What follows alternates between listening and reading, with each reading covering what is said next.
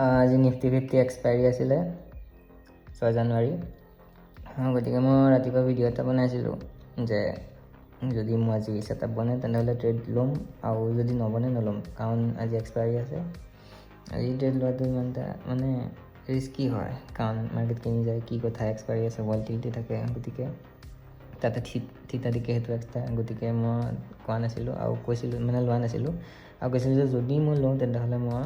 জনাম এতিয়া মই ট্ৰেড ল'লোঁ দুটা ল'লোঁ এটাত এছএল এটা গ'ল কিয় গ'ল মই সেইটো জনাম নগ'লহেঁতেন কিন্তু কিয় গ'ল সেইটো জনাম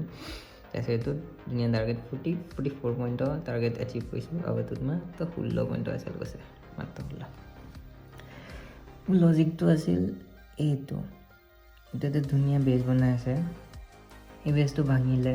এই বেজটো এইখিনি পজ লৈ আছে এইখিনি গতিকে এইটোত ভাঙি যদি কেণ্ডেল এটা ধুনীয়া ক্ল'জ কৰি দিলেহেঁতেন তেন্তে ধুনীয়া স্পাইক এটাত মোৰ প্ৰফিট হৈ গ'লহেঁতেন মই কাৰণে এইটো যেতিয়া ট্ৰেণ্ড লাইনটো এই ধুনীয়াকৈ ট্ৰেণ্ড লাইন লৈ আছিলে ট্ৰেণ্ড লাইনত ছাপৰ্ট লৈ লৈ বাৰপতি নামি আছিলে এইখন নামিলেহেঁতেন কিন্তু ট্ৰেণ্ড লাইন ব্ৰেক কৰিলে ভাল বুলিছ কেণ্ডেল এডাল বিচাৰিলোঁ তাৰপিছত ট্ৰেড ল'লোঁ ফেভাৰত গ'ল কিন্তু ভাল কেণ্ডেল ক্ল'জ নকৰিলে আৰু এইখন দেখি পেলাই এইটো কেণ্ডেলো বেছি যাব লৈছিলোঁ কাৰণ এইপিনে ফেয়াৰ ভেলু গেপ আছে গতিকে এইখনত এছএল থৈছিলোঁ আৰু এইখনত এছএল গ'ল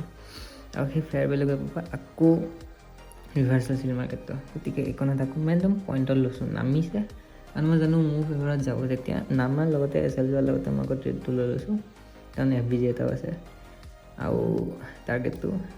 এই হাইট ৰাখিছিলোঁ হাইটকৈ ওপৰ গৈছে হাইট ৰাখিছিলোঁ আৰু এছএল প্ৰথমতে ইমান ৰাখিছিলোঁ তাৰপিছত যেতিয়া 50% ক্ৰছ হ'ল তাৰপিছত এছএলটো একে টিলিকি কৰি দিলোঁ তাৰপিছত যেতিয়া এইটো 50% ইমানখিনি যেতিয়া আহিলে এছএল ইয়ালৈ লৈ আনিলোঁ কাৰণ ৰিভাৰ্চ হ'লে আধা যাব গতিকে এইটোৱে লজিক আছিলে তাৰপিছত ধুনীয়াকৈ এইটো ব্ৰেক হৈ গ'ল আৰু এইটো প্ৰিমিয়ামত ইমানলৈকে স্পাইক আহিল 44.85 ট্ৰেড বুক কৰিলোঁ